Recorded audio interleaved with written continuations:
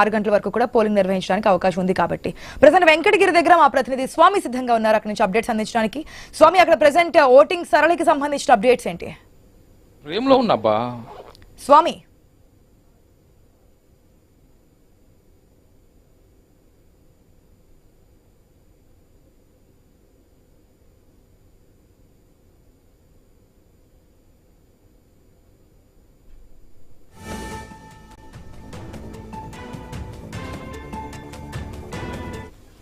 మనం చూస్తున్నాం జూబ్లీహిల్స్ సంబంధించి ఉదయం 7 గంటల నుంచి మాక్ పోలింగ్ నుంచి కూడా మినిట్ టు మినిట్ అప్డేట్స్ అందిస్తోంది ఐ న్యూస్. ఎక్కడ ఏ విధంగా ఉంది, ఏ పోలింగ్ కేంద్రం వద్ద ఈవీఎంలు మొరాయించాయి, ఎక్కడ కండిషన్ ఏ విధంగా ఉంది, సమస్యాత్మక ప్రాంతాల్లో అధికారులు తీసుకున్నటువంటి చర్యలేంటి, ఈ ఘర్షణకు సంబంధించి ఎక్కడ ఎటువంటి జరిగినా సరే minute to minute every update అయితే మీకు ఐ న్యూస్ స్క్రీన్ లో కనిపిస్తోంది. ప్రజెంట్ వెంకటగిరిలో అప్డేట్స్ తెలుసుకుందాం మా ప్రతినిధి స్వామి ద్వారా. రైట్ స్వామి, ప్రజెంట్ వెంకటగిరిలో ఓటింగ్ సరళికి సంబంధించిన డీటెయిల్స్ ఏంటి? అంటే ఆశా జూబ్లీస్ బై ఎలక్షన్స్లో చంద్రబాబు గడుల సందర్భంగా వివిధ ప్రాంతాల్లో కూడా కొంత బీఆర్ఎస్కు కాంగ్రెస్ నేతల మధ్య, బీజేపీకి కాంగ్రెస్ నేతల మధ్య ఘర్షణకు తలెత్తుతుంది. దీంతో పోలీసులు వెంటనే రంగప్రవేశం చేసి వారిని చెదరగొట్టే ప్రయత్నం చేస్తున్నారు. ఇప్పటివరకు మనకు అందుతున్న సమాచారం ప్రకారం 9.6%, మొదటి 2 గంటల్లో 9.6% పోలింగ్ నమోదైంది. జూబ్లీస్లో మొదటి నుంచి కూడా ఎప్పుడు కూడా 2014లో మాత్రమే 50% పోలింగ్ నమోదైంది. ఆ తర్వాత 2018లో 43, ఆ తర్వాత 47, మొత్తం ఎప్పుడు కూడా 50% దాటని పోలింగ్ పర్సెంటేజ్ ఇక్కడ ఉంటుంది. చాలా మంది కూడా ఇక్కడ జూబ్లీస్ నియోజకవర్గం పరిధిలో వేలాది మంది ఇతర ప్రాంతాల నుంచి వచ్చి ఇక్కడ చాలా మంది రెంటుంటూ వెళ్తూ ఉంటారు. దీనికి సంబంధించి ఎప్పుడు కూడా చాలా మంది ఓటర్ల ఆచూకీ కనుక్కోవడం చూస్తూనే ఓటర్ల ఏజెంట్స్ కావచ్చు, పోలింగ్ సంబంధించిన సిబ్బంది అంతా కూడా ఇబ్బంది పడుతున్నారు.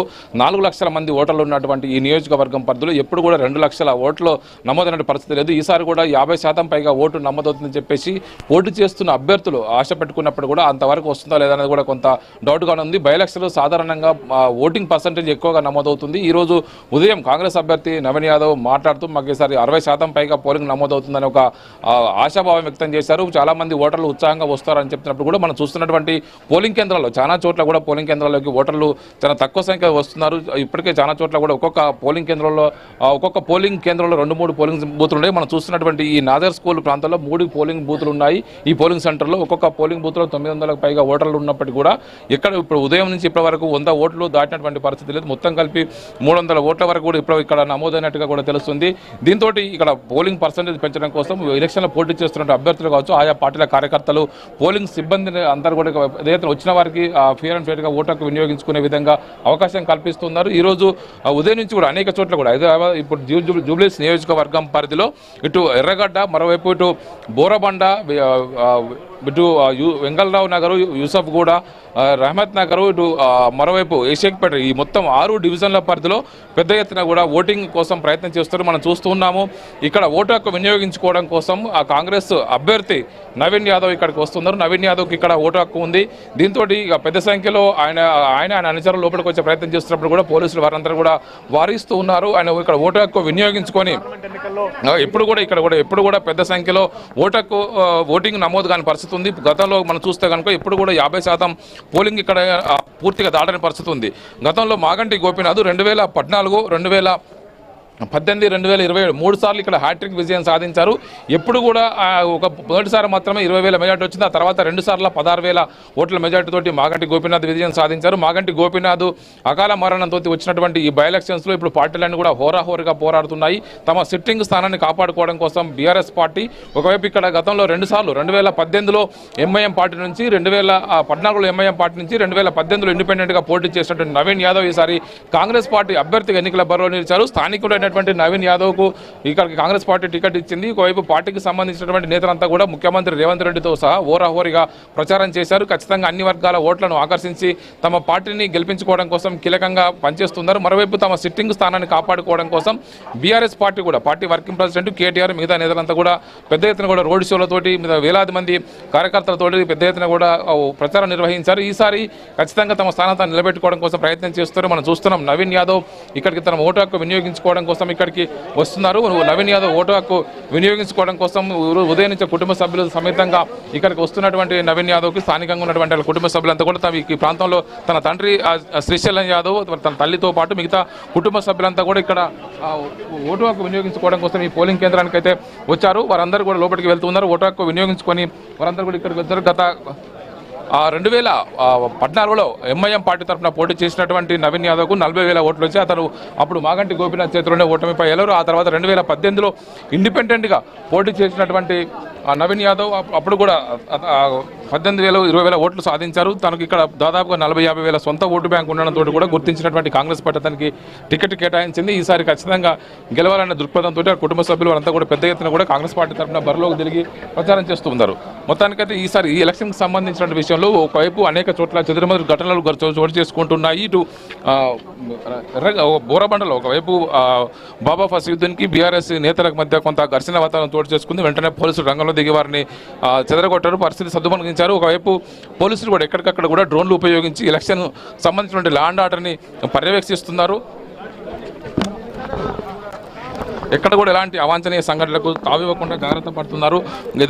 మొత్తానికైతే ప్రతి పోలింగ్ స్టేషన్లో కూడా 3 అంచెల భద్రతను ఏర్పాటు చేశారు. పోలింగ్ సంబంధించిన స్లిప్పులు పని ఏజెంట్లు కావచ్చు, వారికి సంబంధించిన అందరినీ కూడా పోలింగ్ సెంటర్కి 100 మీటర్ల దూరం నుంచే వారందరినీ కూడా వెళ్ళేలా ఏర్పాటు చేస్తారు. ఈ పోలింగ్ సెంటర్లో మనం చూస్తున్నటువంటి ఈ యూసఫ్గూడ డివిజన్లోని వెంకటగిరి ఏరియాలో ఉన్నటువంటి ఈ నాజర్ స్కూల్లో 3 పోలింగ్ బూతులు ఉన్నాయి. 3 పోలింగ్ బూతుల్లో ఒకవైపు ఒక్కొక్క పోలింగ్ బూత్లో 900కు పైగా ఓట్లు ఉన్నాయి. దీనికి సంబంధించినటువంటి ఒక్కొక్క పోలింగ్ సంబంధించినటువంటి విషయంలో ప్రతి ఓటర్ని క్షుణ్ణంగా పరిశీలించిన తర్వాతనే పోలింగ్ ఏజెంట్ల సంబంధించిన పరిశీలించిన తర్వాత లోపలికి పంపిస్తారు. ప్రతి ఓటర్కు ఫోన్లను పోలింగ్ సంబంధించినటువంటి డిపాజిట్లు చేసుకున్న తర్వాత లోపలికి అనుమతిస్తున్నారు.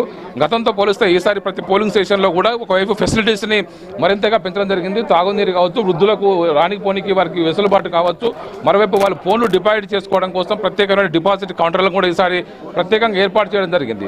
ప్రతి సంవత్సరానికి కూడా ఈసారి పోలింగ్కి వచ్చేటువంటి ఓటర్లను మరింతగా ఆకర్షించుకోవడం కోసం కేంద్ర ఎలక్షన్ కమిషన్ సూచనల మేరకు ఒకవైపు ఎన్నికల అధికారులు సౌకర్యాలను మెరుగుపరిచే విధంగా ప్రయత్నం చేస్తారు. ఎండకు వచ్చే ఇబ్బంది పడుతుందని చెప్పేసి కూడా వృద్ధులకు లైన్లో నిలబడే వారికి ఇబ్బంది అవుతుందని చెప్పేసి ముందుగానే టెంట్ను కూడా ఏర్పాటు చేశారు, త్రాగునీరు ఏర్పాటు చేశారు.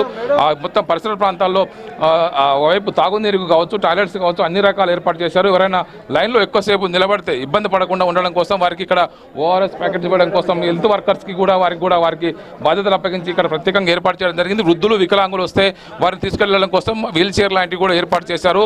మొత్తానికి జూబ్లీ హిల్స్ బై ఎలక్షన్ సంబంధించినటువంటి విషయంలో ఎప్పటికప్పుడు పార్టీకి సంబంధించిన ఆయా పార్టీల అభ్యర్థుల నేతలందరూ కూడా పెద్ద ఎత్తున కూడా ఓటు హక్కును నమోదు చేసుకుని వినియోగించుకోవడం కోసం అవకాశం కల్పిస్తున్నారు. ఫ్రీ అండ్ ఫెయిర్ ఎలక్షన్ జరిగే విధంగా ఎలక్షన్ కమిషన్ అన్ని రకాల ఏర్పాట్లను అయితే చేసి పెట్టింది. రాష్ట్ర ఎన్నికల ప్రధానాధికారి సుదర్శన్ రెడ్డి నేతృత్వంలో ఎలక్షన్ కమిషన్ ఈ ఏర్పాట్లను కూడా ఎక్కడికప్పుడు చేసి పెడుతుంది.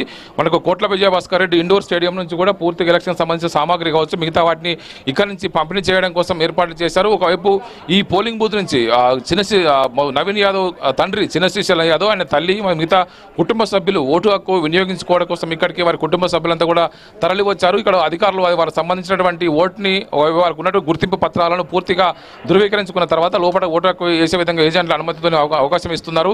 పూర్తిగా ఈసారి ఎలక్షన్ సంబంధించిన విషయంలో ఇటు బీజేపీ, బీఆర్ఎస్, కాంగ్రెస్ సంబంధించినటువంటి 3 పార్టీలు కూడా హోరాహోరీగా తలపడుతూ ఉన్నాయి. ఇటు ప్రధాన పోటీ అంతా కూడా 2 పార్టీల మధ్య ఉన్నట్టుగా కూడా మనకు స్పష్టంగా గ్రౌండ్లో కనబడుతుంది. నిన్నటి నుంచి కూడా చాలామంది ఈ నియోజకవర్గం కాని వ్యక్తులంతా కూడా ఎలక్షన్కి సంబంధించిన మోడల్ కోడ్ ఆఫ్ కండక్ట్లో భాగంగా నియోజకవర్గాన్ని వదిలిపోవాలని చెప్పేసి చెప్తున్నప్పుడు కూడా పలువురు నాయకులు ఇక్కడ నుంచి పోవడంతో అది కూడా కొంత గత 2 రోజులుగా ఇది చర్చకు తావిస్తుంది. దీంతో ఎలక్షన్ విషయంలో అధికార యంత్రాంగం సంబంధించిన విషయంలో అధికార పార్టీకి సంబంధించిన విషయంలో కొన్ని ఆరోపణలు వస్తున్నప్పటికీ కూడా అధికార పార్టీకి సంబంధించిన నేతలంతా కూడా ఇప్పటికీ ఎలక్షన్ ఖచ్చితంగా నెగ్గి తీరాలన్న లక్ష్యంతో పనిచేస్తూ ఉన్నారు. హైదరాబాద్ నగరంలో కాంగ్రెస్ పార్టీకి గత అసెంబ్లీ ఎలక్షన్స్లో ఒక్క స్థానం కూడా రాకపోవడంతో కూడా రీసెంట్గా జరిగినటువంటి కంటోన్మెంట్లో గెలిచినటువంటి బీఆర్ఎస్ అభ్యర్థి లాస్యానందిత మరణంతో వచ్చినటువంటి బై ఎలక్షన్స్లో శ్రీ గణేష్ గెలుపొందారు. ఇప్పుడు జూబ్లీ హిల్స్లో కూడా గత సిట్టింగ్ ఎమ్మెల్యే మాగంటి గోపీనాథ్ మరణంతో వచ్చినటువంటి ఈ బై ఎలక్షన్స్లో కాంగ్రెస్ పార్టీ సీటును తాము కైవసం చేసుకోవడం కోసం సర్వశక్తులు వడ్డీ పనిచేస్తూ ఉన్నారు. ఇప్పటికీ 3వసారి పోటీ చేస్తున్నటువంటి నవీన్ యాదవ్ ఈసారి ఖచ్చితంగా